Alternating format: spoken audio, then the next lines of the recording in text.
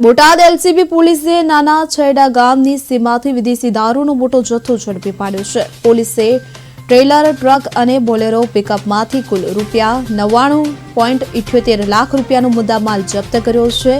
LCB પોલીસને બાતમી મળી હતી કે છેડા ગામની સીમમાં વિદેશી દારૂનું કટિંગ ચાલી રહ્યું છે। આ બાતમીના આધારે પોલીસે દરોડો પાડ્યો હતો।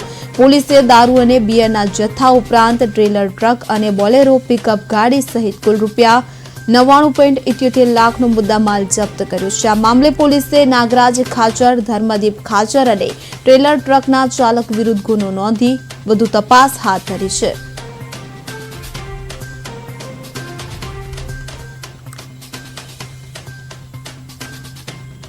अलग नानी गाड़ियों में મૂકીને એટલે બહાર લઈ જતા હતા।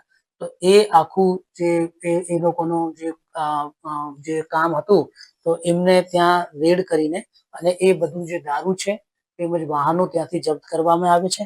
આમાં કુલ મળીને લગભગ 1 કરોડ જેટલું મુદ્દામાલ આપણે પકડવામાં આવ્યો છે। એમાં જે ફક્ત જે દારૂની કિંમત છે એ લગભગ 75 લાખ જેટલી છે અને બીજા પછી એમાં એક ટ્રેલર ટ્રક છે અને બોલેરો પિકઅપ છે એ પણ કબજે કરવામાં આવી। અલગ નાની ગાડીઓ